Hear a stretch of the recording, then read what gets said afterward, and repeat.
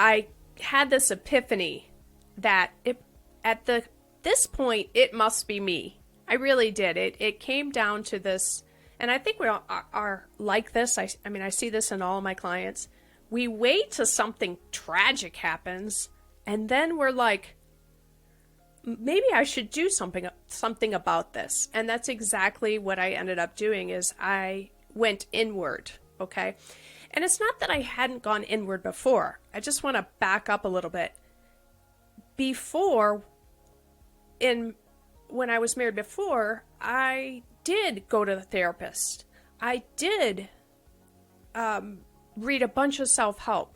And I thought that I had figured out a lot of stuff, which is why I made the decision in the first place to get a divorce. I thought that I had learned everything that I could have possibly learned about therapy.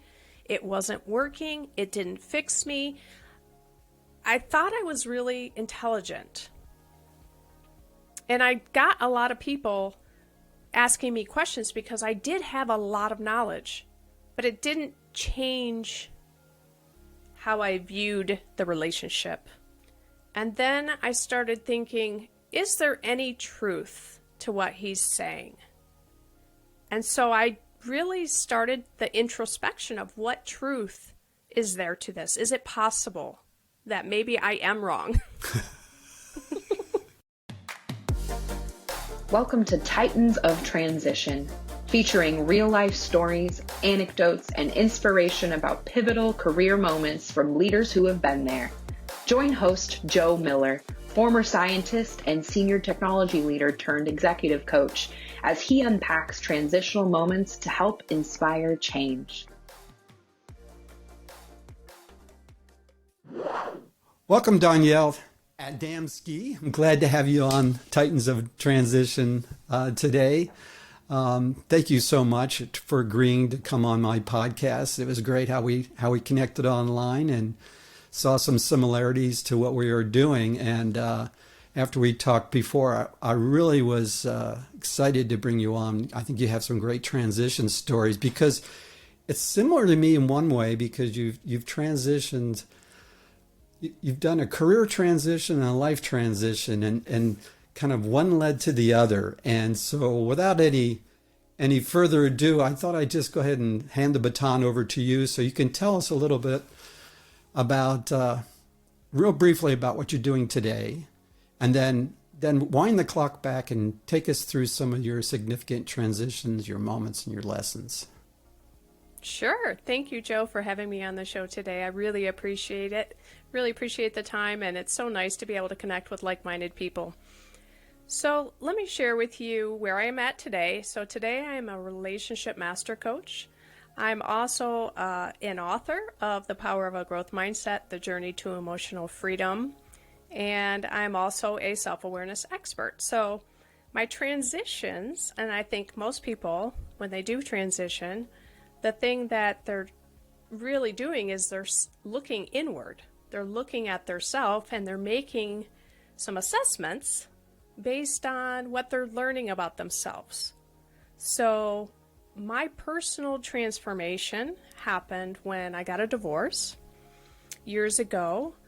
I thought it was my partner's fault. And I blamed my partner, and I blamed having a young child. I blamed being overworked. I blamed my brother's death. I blamed my boss. I mean, I was in the victim loop like you wouldn't believe, right?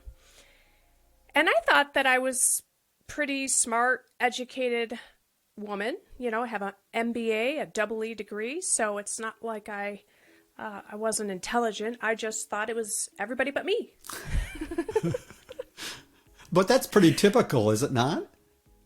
I think it is very typical of a lot of people because, you know, we want people to do it our way, I guess, or we want people to feel sorry for us, or I don't know the exact reason why we decide this, but I made this big decision to get a divorce, and I thought that I would be transitioning from being unhappy, resentful, angry, bitter to being instantly happy.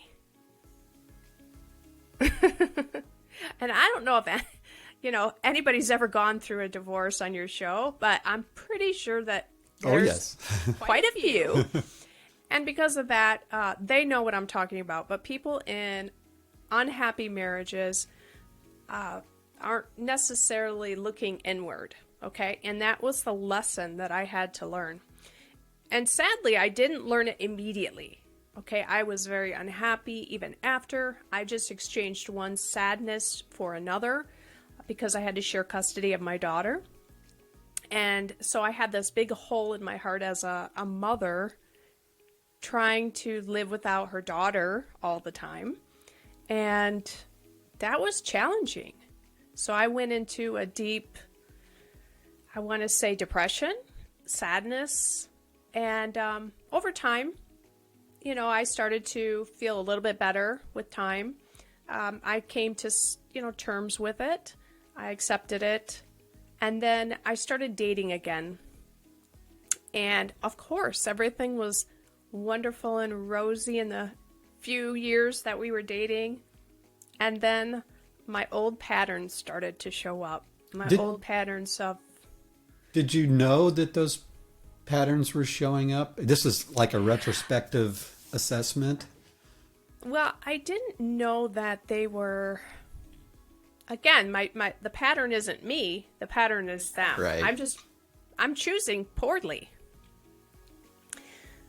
But with that said, so we started dating. We were close to getting engaged, and I just couldn't live in the present. That was a part of me that was struggling, is I couldn't live in the present moment. I was always looking at the past, thinking that this is better than now.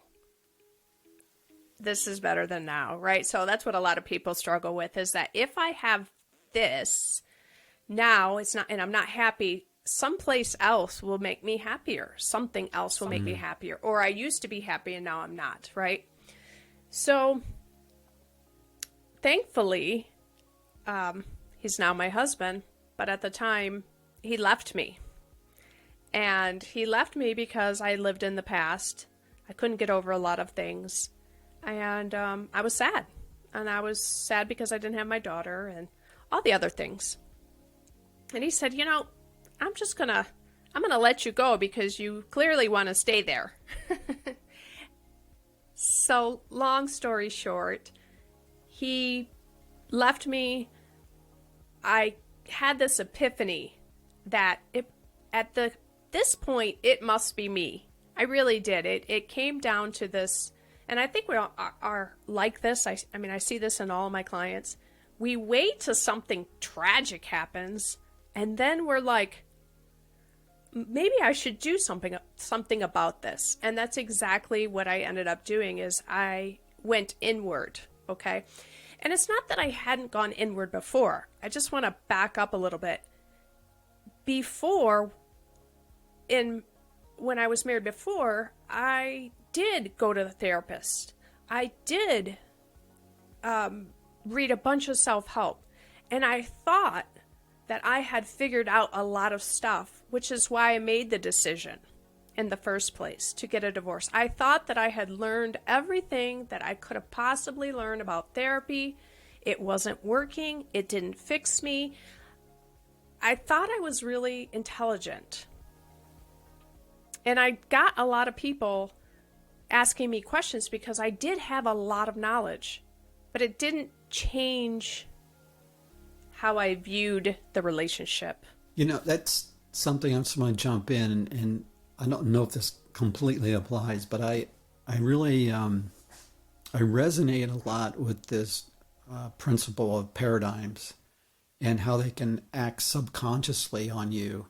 So you can have a view of how the world works. You have sort of a deep subconscious assessment.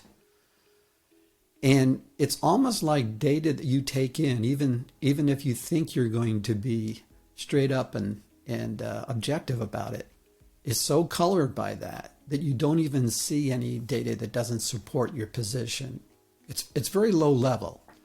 In fact, It goes back to as scientific researcher Thomas Kuhn, who came up with this principle. Basically, he was observing scientists were falling for this. They would have a hypothesis, and any data that came in that didn't support their hypothesis tended to get discarded or discounted. So since you have an advanced degree and you have a double E, I mean, you come from a technical background, it seems to me you went down the path of, I'm going to learn, I'm going to dig in, but still, even with all of that grounding in that kind of field for objectivity, I think these subconscious patterns that are back there can influence us. Yeah, Joe, you are so right, 100%. Because you logically make decisions, but you don't realize that the subconscious mind is actually finding evidence to support that decision. So what I do with my clients is I help them to reprogram their subconscious programming so that it supports their wishes and desires, whatever that may be. So I had no idea about the subconscious mind. I learned about relationships. I read the 5 love languages.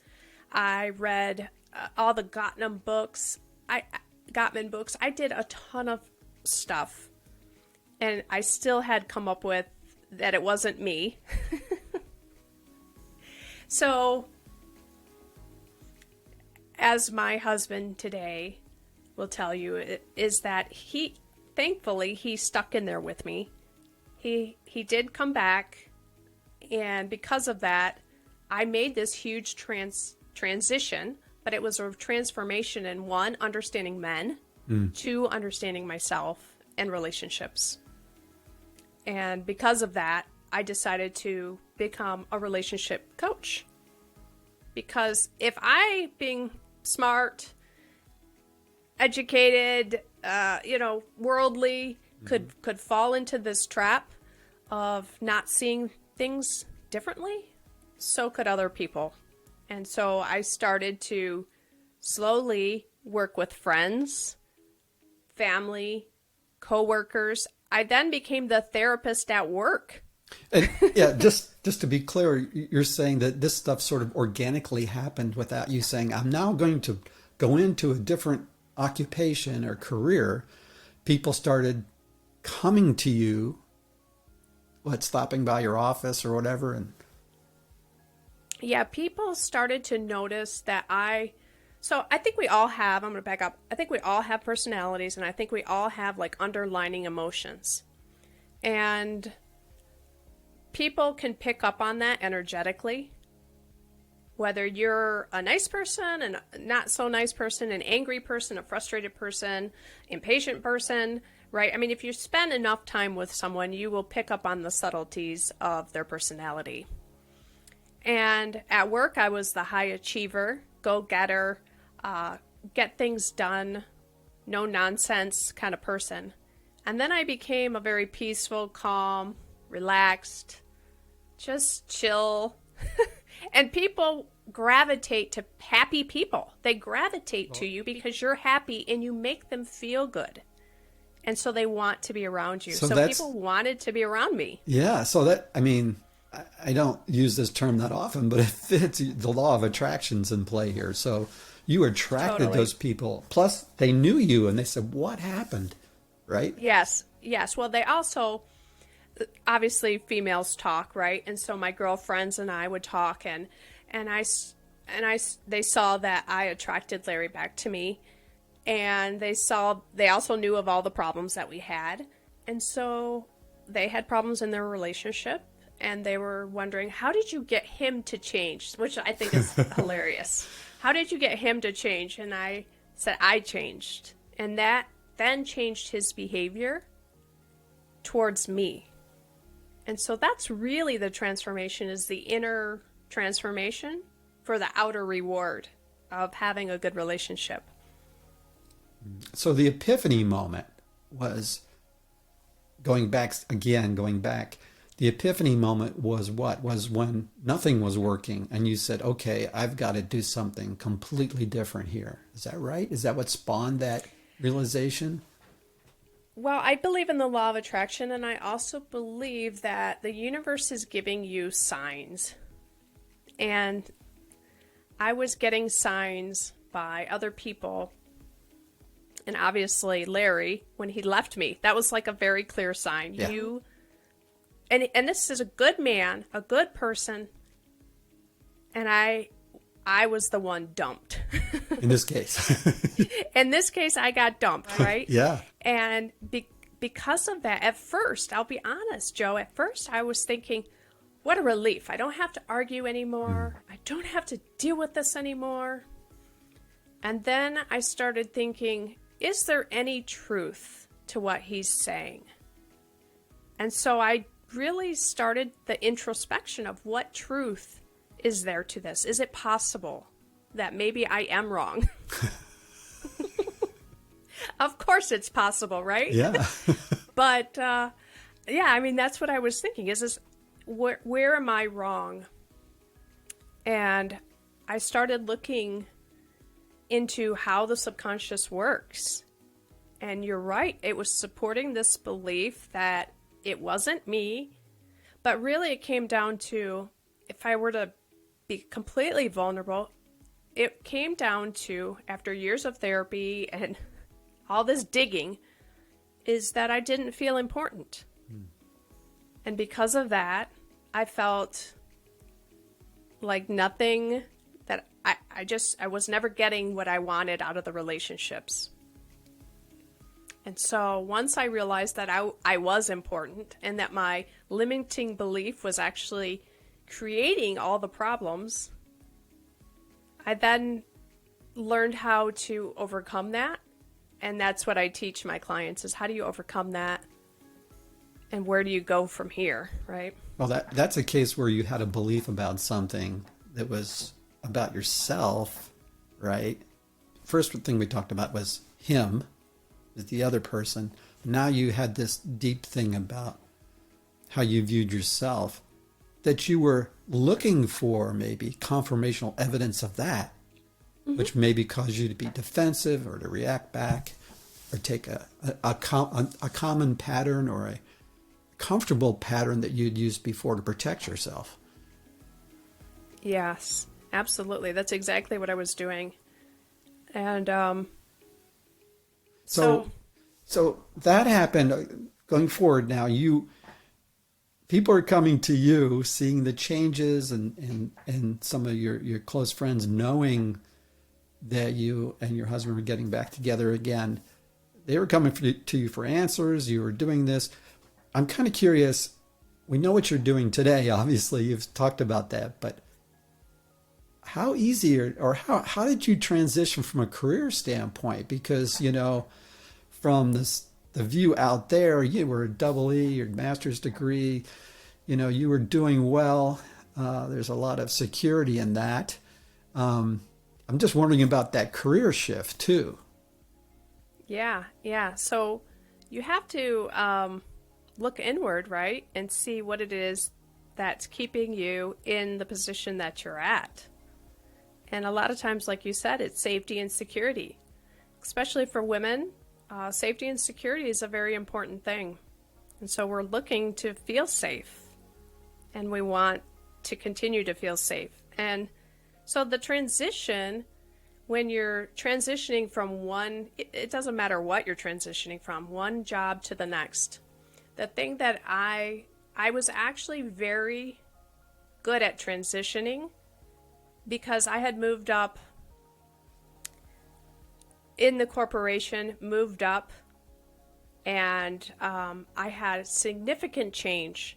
I've always had change in my life, whether it was moving from house to house or job to job, career to career.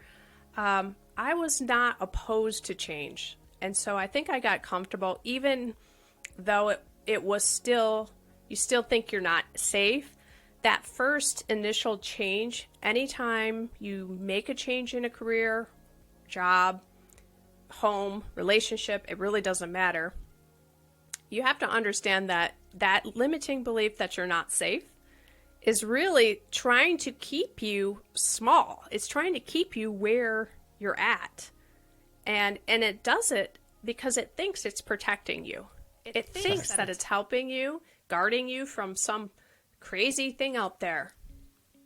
And so anytime you are moving from one career to another, understand that there's this like anchor of safety and security that your subconscious mind is trying to hold you to.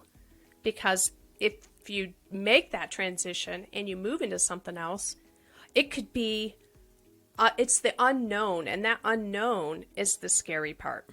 Yeah, I think we're actually, from an evolutionary standpoint, we are hardwired for taking the safe route and to avoid danger and how perceived danger. We are absolutely wired that way. It goes back to the caveman days. Yep. It's, in your primitive mind, the primitive brain, to be afraid of change in some ways. So I think it's best to try to get an understanding of this is why this is happening, why you're feeling the way that you're feeling. So that self-awareness is, I'm feeling really uncomfortable right now when I decide I want to make this change. And so I feel anytime I'm making a change, whether it's in my business, in my life now, I really start to think, what am I resisting and why? Because there's resistance there. And that resistance, I do this hypnosis, and I think of it as like this invisible wall.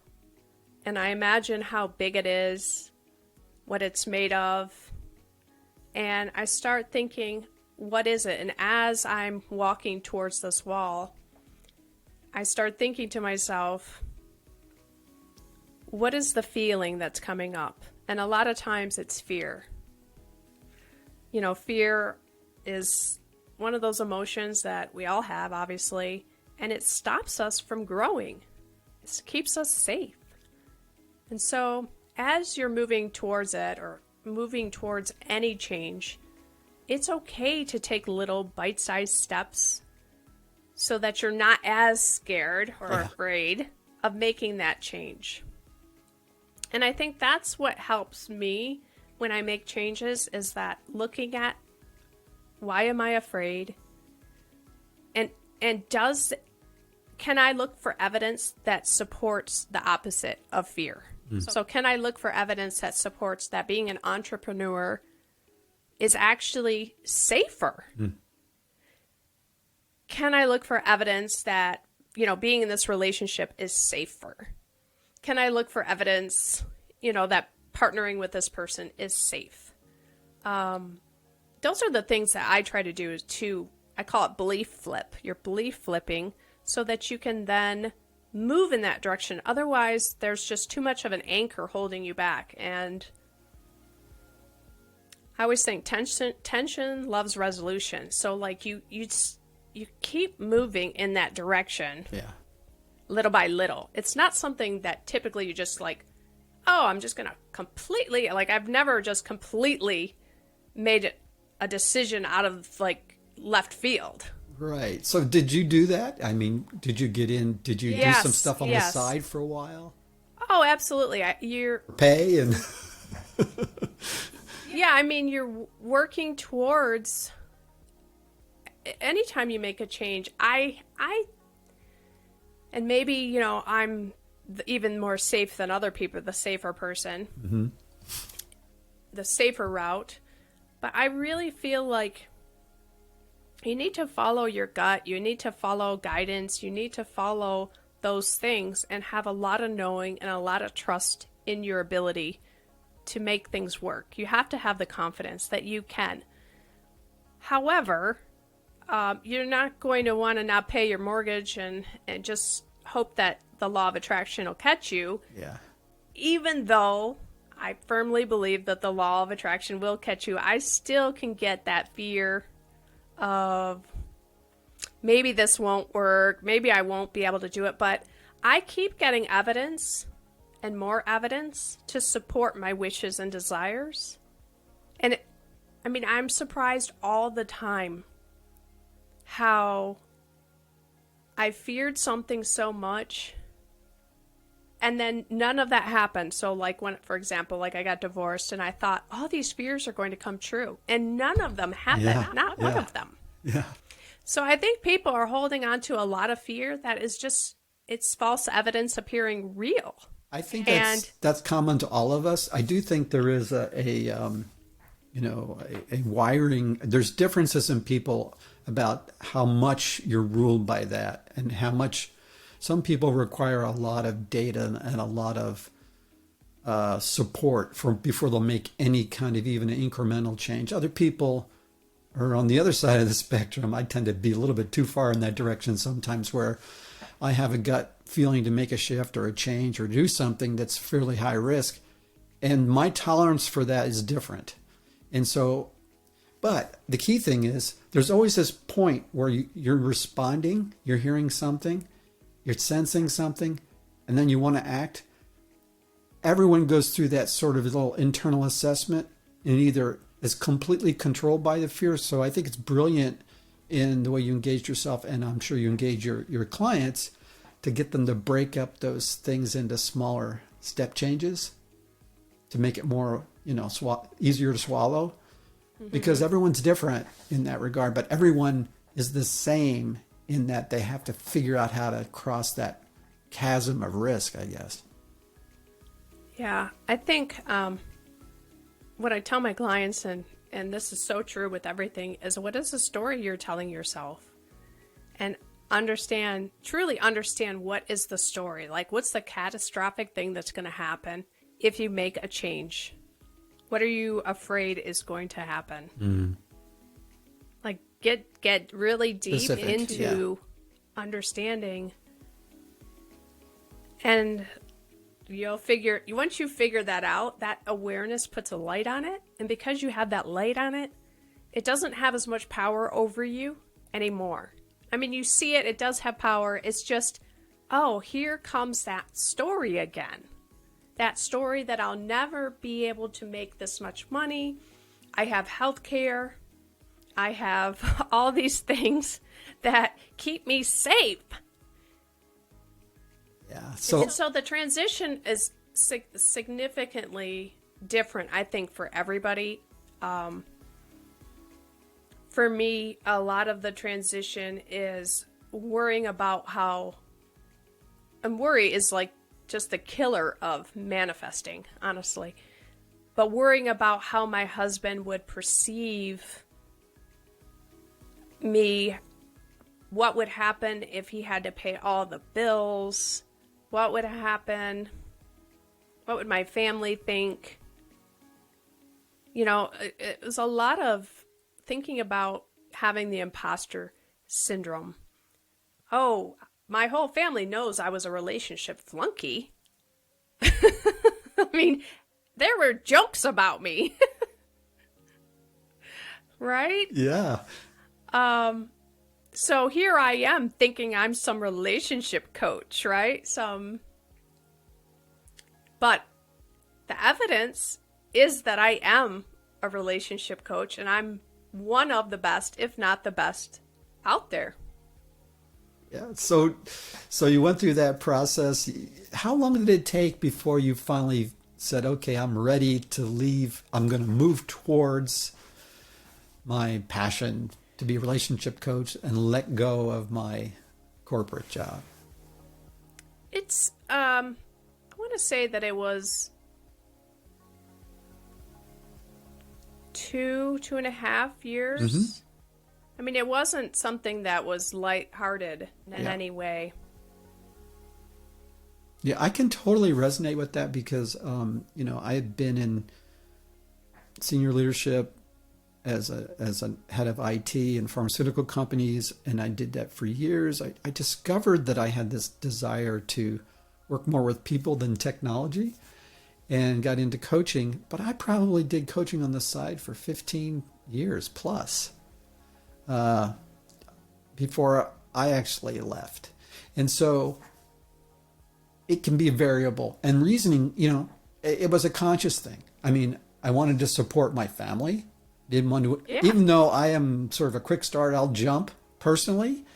I was cash flowing my kids through college and things like that. So, but it was calculated. I always knew that's where my passion was. So the time can be variable. Yeah, I think it is. And I personally, I think it's a smart decision to work your way into it. I personally have learned so much. I hired a mentor to basically hurry me through the process of getting my business up and profitable very quickly. So the first month I was in business, I made about $9,000. That's great. Okay. It was like 8,700. So I would just round up to 9,000. And then there were some tough months. As I scaled, as I raised my prices, the funny thing is you have this belief table that you have to keep upgrading and upgrading and upgrading. And so as I keep raising my standards, raising my beliefs about myself and confidence and certainty, the price has gone up. My clients get better results. And so there's more reinforcement in the confidence. And I don't know that, I want to say that took time to get that confidence. Sure. I mean, I knew I was good, but now I think I'm the best, right? I mean, it took a long time to get there, to feeling like, even the big dogs, I think I'm better than them, right? But it took a long time of working on myself, building my belief table, building my confidence, and trusting that the universe will support me. I mean, my Facebook ads just got shut down. My whole account got shut down. My whole business took in January, completely just scared me to death, right? Like at first, when you go into your Facebook account and that's providing the leads for you, you see that your account is disabled. I was like, oh my goodness, are you kidding me? And then I think I had a pity party for like half a day. There you go. Yeah, I did. My daughter's funny because she knows like how I speak, and oftentimes I'll say, "Are you choosing to have a bad day?" And she'll say, "Yes, I am choosing to have a bad day." And so she turned that right around and she says, "Mom, great. Are you choosing to have a bad day?" And I said, "I'm having a pity party for half a day and then I'm going to manifest." And I did, right? So the universe provides for me referrals after referrals. And so today, Facebook account's back on, like all is well. But it was even days ago. I think you just have to continue to trust and believe in what and who you are and what you're here to do. If you have a purpose and God has put it on your heart that that's your purpose, continue to move in that direction as long as it takes to get fully there. Absolutely. And I think, especially in doing what you do, adding value to people and helping people and really doing it. You talk about feeling like an imposter, but the evidence is there, and people, the word gets out. They will seek you. They will seek you out, and they will talk to their friends. It will become known. And sometimes, again, this is another paradigm thing. We focus too much, as entrepreneurs, too much on all the things we do to market and to promote our offerings, thinking that all these externals are the primary driver, but they're not.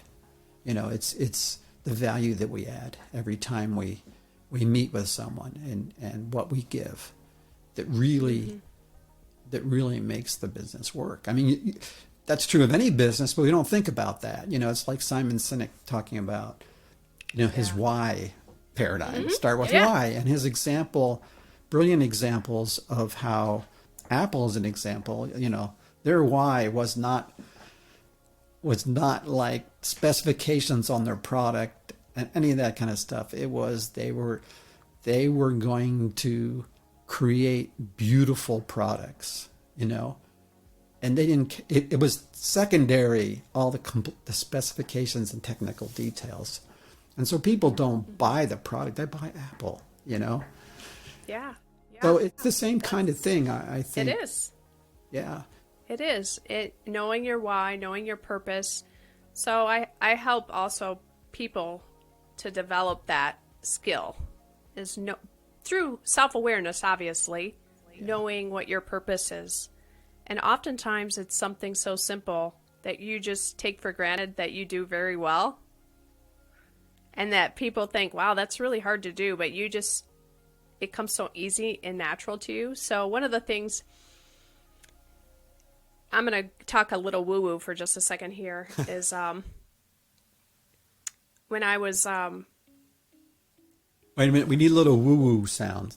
Yeah. There you go. So I tell this story in my book because it led to the book. But during a time when Larry and I broke up, I went to a psychic fair to get answers because I wanted, the magic 8-ball said yes, but I wasn't sure if I should try again. Should I work on the relationship, whatever. So I went to a numerologist, and the numerologist told me that I'm a spiritual teacher. And I'm like, no, I'm an engineer. She said, you're going to write 3 books. I said, no, I don't know how to write. I can do math. And so I thought, that is so strange. Like, she is cuckoo. She literally doesn't know what she's talking about. She doesn't. So I was driving home from the fair, a psychic fair, and I was talking to my mom on the phone. And you know how when you're talking on the phone, you're kind of not paying attention to driving. You're just driving because you know how to drive. And I happened to have moved into a new home, and I took the wrong road by accident. So I drive down this road, and I say, Mom, I have to let you go. I just took a wrong road. I need to focus. So I let her go. I pulled into this driveway. There was a giant, like, real estate looking sign in their yard that said the Book Residence. Their last name is Book. This is after me telling my mom about the lady who thinks I'm going to write 3 books. Funny, I have 3 books on Amazon, right? I'm a spiritual, teacher. Yeah. So I think that the universe nudges you to move to that next level, even if it just doesn't make any sense. Mm-hmm. Why should you write a book, right? It was not ever on my radar, really. And then, I shouldn't say that. I had heard multiple times someone say to me, you should really write a book. And I thought, nah. And I kept blowing it off. But at this point in time, I said, okay, God, I think you're trying to tell me something, and I'm just not getting it. I will start writing the book. And then I started like a couple weeks later after I got up enough nerve to do it. And I would write a half an hour at lunch. I would open up my computer, write a paragraph, and then in the evening when the kids were, settling down, I would write another paragraph, and I would wake up at 5 a.m. and write another paragraph, and I just continued to write 3 paragraphs a day, and then on the weekend I would really try to write more. And that's how you have to do it when you're transitioning or trying to do stuff. You are going to have to wake up early. Mm-hmm. You will have to stay up late. If you want to make your dreams come true, you have to take the time when the time is there. That's interesting, too. You just brought to mind something else that you think about the statement you made about getting up early and spending extra time on the weekends and things like that. However, the interesting thing is when you are doing something that's not in alignment with your purpose, your passion, your superpower, whatever you want to say, it's like pushing a daggone rock up a hill. But when you are doing something that's in alignment with who you are deeply and how you are gifted, you have a lot of energy that you wouldn't think you would have. It is just a lot easier to commit the time because your passion is driving you. And well, you're so passionate. I'm sure it's still hard, right? But still. Yeah, entrepreneurship is not some cakewalk. No. No, but there is the passion and there's the drive, and definitely there's the reward for helping save marriages. Yeah, there's more fulfillment. There's that, but fulfillment, it's just night and day. So I think when we were had an initial call, we talked about what we were going to chat about a little bit, and a couple things you said. I mean, one of the things is, it isn't like you have a transition and then you have 10 years, and then you have another transition. We're in transition all the time, right? And so... Oh, yeah. Totally. We are getting, even when things are okay, they're status quo, they're safe, we're often being hit with these messages from God or the universe that are trying to tell us something. And we may not have our detection system tuned into the right frequency yet until something goes sideways. Then all of a sudden we're really paying attention. But we're always in transition. We're trying to optimize where we are. That's a transition. Even if the job is great and even, you're in your passion, you're always transitioning. You're up leveling, whatever. So, but it's a lot harder. And one of the signals, just to finish my thought, one of the signals I have when I coach people is if they're talking to me about how exhausted they are and they feel burned out and they don't know why and they're down. I'm just saying, I have this sense that it's friction against who they were made to be. I know that's a very trivial, trite statement, but it's this friction. And like you were talking about earlier, Danyell, it's getting deep down into those assumptions they have about themselves and about their world, those paradigms, as part of what you do that I think helps to uncover that, to unlock what's going on there so they can make a successful shift. Yeah. I mean, I think people, like you said, the universe is guiding you all along. But most of the time it's really quiet and it's really subtle. And we're not living in the present moment. We're worried about the future, anxious about it, or we're thinking about the past, what we coulda, shoulda, woulda done differently. And so we're rarely are we actually focusing on the now, the present moment. And when we are in the now, when we are present, or when we're in the environment, we're going for a nice walk. For me, it's water when I take a shower or take a bath. The universe speaks to me a lot. Like I get these ideas just pop into my head. And then what typically happens is something externally will reinforce it. And so I am now aware and almost looking for the validation that that's what I should do. The confirmation signal. Yeah. So for example, the podcast that I started, Manifest Your Dream Marriage, I love talking to people. It's my favorite thing to do, having conversations like this, really getting to know people. It's my favorite thing to do. And obviously I was doing it with my clients, but I wanted to learn more about other people, more people. And I was sharing that with a friend of mine. And she said, well, why don't you do a podcast? And I said, oh my goodness, as if I need one more thing to do in my day, right? Like I'm already doing all this stuff. It would just be another thing to do. And my mind said, it's a great idea. I think I would really love it. But, oh my goodness, that's going to be so much work, right? So the next morning, I wake up. Her and I were at a hotel. We were having a girls' weekend. I wake up and I get this message from some unknown person in my Marriage Mastery Facebook group that says, do you have a podcast? I'd really love to listen to you on a podcast. And I was like, okay, God. Okay. All right. So let's do this podcast thing and let's get this started in addition to all the other stuff. And I absolutely love it. Love, love, love it. So it was the right decision to follow that guidance.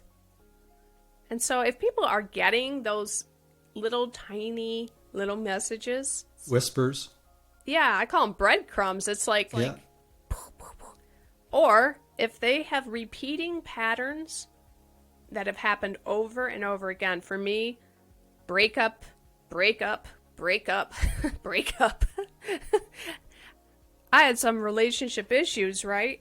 It finally dawned on me that that's a life lesson that I was here to learn. Now, you just reminded me of something that years ago I had a rough job change, very rough one. It wasn't my idea. And I remember taking a retreat, and I journaled a lot back in those years, and I had 4 or 5 notebooks with me. And I said, I got to get to the bottom of what's going on here. And I went back through my notebooks page by page, and I highlighted or circled different things that I kept seeing come back up again. And I started as a scientist, so anyway, I collated them together, and I looked at them over the years, and I would actually go through this period in my job, and after 3 or 4 years, things would start going. I would get disinterested in what I was doing, and I discovered a lot about myself by doing that. To just reinforce the point you just made, Danyell, is there are those repeating patterns. And There absolutely are. typically we forget. It's like Groundhog Day. You know, we had Groundhog Day this week, and I immediately thought of the movie.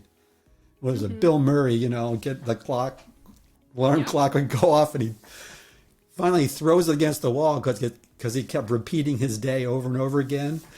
And it goes out over years sometimes, and we forget. We don't have the memory. It seems familiar. Like, why is this happening again? But those patterns, that's a powerful thing. I mean, that's what I try to do with my clients is let me see the patterns of your thoughts. What are the patterns of your emotions? What are the patterns in your behaviors? What is the patterns of the outcome?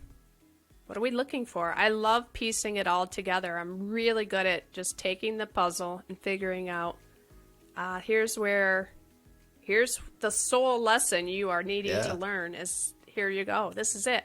So every time I do a breakthrough session, we're working on trying to figure out what's that pattern. And for me, it's really clear. It's quick. But for people that are living in it, it's hard to see unless, like you say, you go back to a journal and you're actually looking for answers. And that's why having a coach, someone like you that can come alongside and just sort of ask those non-directive questions to prompt them to go inside and to unpack it is so important. This has been great.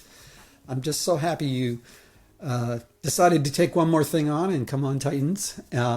And really appreciate it. But I want to close or start to wind down here a little bit to ask that age-old repeated question. What advice would you give to those who are starting in their careers, maybe early on or in the midst of challenges based upon what you've gone through?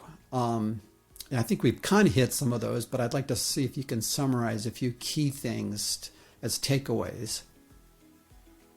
Well, a lot of it's the self-awareness, but here's what I did when I changed positions over and over again, is I really sat down and I said, what do I like to do? What do I really like to do? What brings me joy? So I had come up, I hated, one of the jobs I really hated, I hated because they had a very strong political good old boys club, okay? I won't mention it. But in that position, there was so many good things, but I was always focused on this political aspect, and that created a lot of hardship in me. So with anything, I started to look at things differently, and I started thinking, what do I like about the job? It's clear what I don't like about this job. What do I like about this job?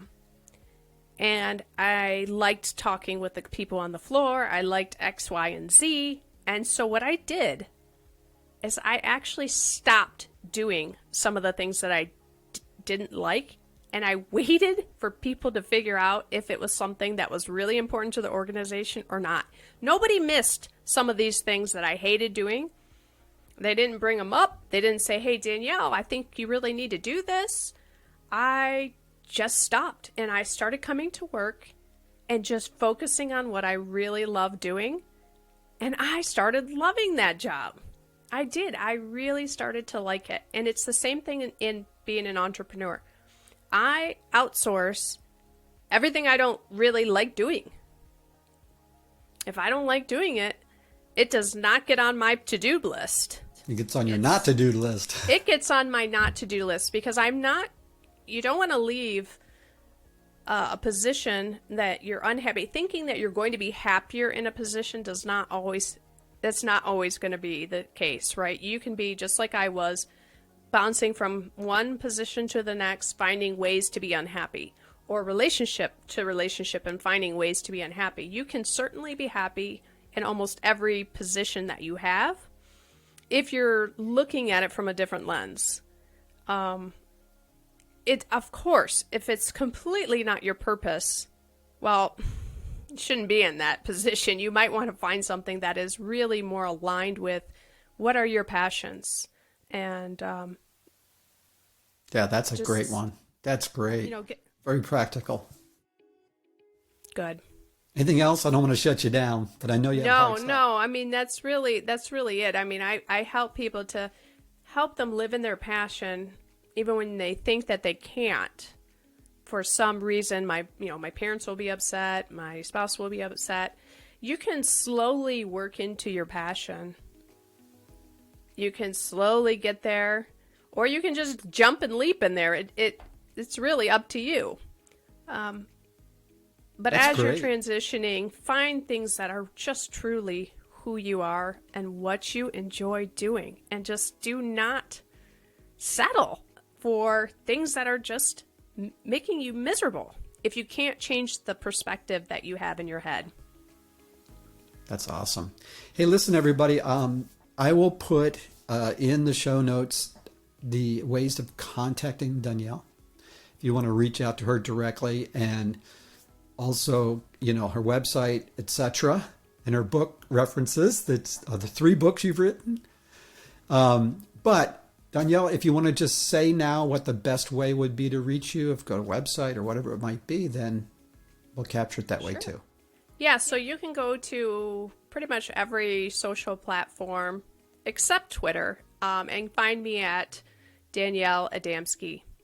So just DanyellAdamski. That's it. That's awesome. The simplest way. There's not very many people that spell their name like me, so you can even Google me and you will find me. That's great. Unlike me, with a name like Joe Miller, you're going to find a few. Just a few.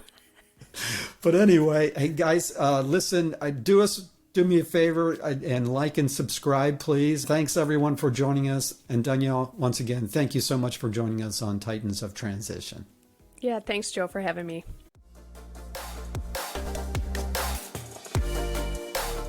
Hey, thanks for joining me today on Titans of Transition. I hope you enjoyed the episode. Please check the show notes for additional information. Also, please like and subscribe to this channel.